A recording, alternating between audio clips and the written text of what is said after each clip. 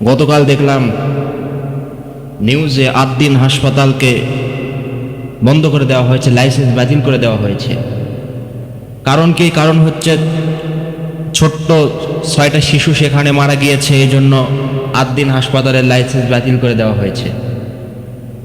এখানে খুব দুঃখের বিষয় হলো যে বাচ্চাগুলো মারা গিয়েছে, যারা তাদের পরিবারকে, আত্মীয় স্বজনদেরকে সান্ত্বনা দেওয়ার মতো কোনো ভাষা আমাদের নেই। এটা খুব দুঃখের বিষয়, পরিতাপের বিষয়। কিন্তু এখানে লক্ষণীয় যে বিষয়টা হলো যে 6টা শিশু মারা যাওয়ার কারণে যদি একটা হাসপাতাল, একটা প্রতিষ্ঠানকে বন্ধ করে দেওয়া হয়, তাহলে এটা বিষয়টা এমন হয়ে গেল না যে আমার মাথা ব্যথা হচ্ছে, আমি পেইন কিলার না খেয়ে, আমি ওষুধ না খেয়ে আমি মাথাটাকে একেবারে কেটে ফেলে দিলাম। এটা বিষয়টা কেমন হয়ে গেল না? তো আমার পায়ে ব্যথা, আমি পাটাকে ট্রিটমেন্ট না করে, ব্যথার মলম না দিয়ে আমি যদি পাটাকে কেটে ফেলে দিই, তাহলে কি সমাধান হবে? এটা আরো বড় একটা অসুবিধার কারণ হয়ে যাবে। তো বিষয়টা হচ্ছে যারা এর সাথে জড়িত, যাদের কারণে 6টা শিশু মারা গিয়েছে, অবশ্যই তারা শাস্তিযোগ্য অপরাধ করেছে।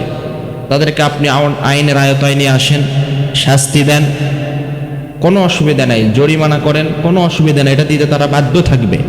কিন্তু এই বলে যে আপনি হাসপাতাল বন্ধ করে দিবেন, লাইসেন্স বাতিল করে দিবেন, এটা বিষয়টা যুক্তিযুক্ত নয়। এই বাংলাদেশের বর্তমান যে সরকার আছে, এই সরকার গদিতে বসেছে প্রায় 3 মাসের বেশি হবে। এর মধ্যে হামের কারণে, ভাইরাসজনিত কারণে আমাদের বাংলাদেশে অনেকগুলো শিশু সন্তান মারা গিয়েছে। এই সরকার গদিতে বসার পরে অনেক শিশু ধর্ষণ হয়েছে, নারী ধর্ষণ হয়েছে। এই বলে কি সরকার গদি থেকে সরে চলে যাবে? তাহলে তো সমাধান হবে না। যে জায়গায় দুর্বলতা আছে, এই দুর্বলতাকে কাটিয়ে ফেলতে হবে, এই দুর্বলতাকে সরে ফেলতে হবে। যত বড় কঠিন আইন করে হোক, আইন প্রণয়ন করে সমস্যার সমাধান করতে হবে, তাহলেই সমস্যার সমাধান হবে। যদি সরকার গদি ছেড়ে চলে যায়, তাহলে কি সমস্যার সমাধান হবে? প্রিয় ভাইরা, সমস্যার সমাধান হবে না। এই জন্য যেটা বলতে চাই, আদ্দিন হাসপাতাল এমন একটি হাসপাতাল, যেই হাসপাতাল গরিবদের হাসপাতাল। ওখানে যারা চিকিৎসা নেয় তারা বলতেছে, তারাই সাক্ষ্য দিচ্ছে যে এত অল্প খরচে বাংলাদেশের কোনো হাসপাতাল চিকিৎসা করে না। আদ্দিন হাসপাতাল যে অল্প খরচে চিকিৎসা করায়। অন্যান্য হাসপাতালে গেলে আগে অ্যাডভান্স করতে হয়, আগে অ্যাডভান্স টাকা দিতে হয়, কিন্তু সেখানে কোনো অ্যাডভান্স টাকা দিতে হয় না, আগে চিকিৎসা তারপরে টাকা। এটা হচ্ছে আদ্দিন হাসপাতাল। এই বর্তমান সময়ে কিছু মানুষরূপী পশু হাসপাতাল খুলে বসছে, ব্যবসার কারণে হাসপাতাল খুলে বসছে। কোনো রোগী গেলে, সিজারের রোগী বা কোনো গর্ভবতী নারী গেলে, যদি ডেলিভারি করার জন্য যায়, সে ডেলিভারি করার নর্মালে তারা তো চেষ্টা করেই না, বরঞ্চ যাওয়ার সঙ্গে সঙ্গে তারা আরও সিজারের জন্য উদ্বুদ্ধ করে যে সিজার না করলে আর চলবেই না, আগে সিজার করা লাগবে।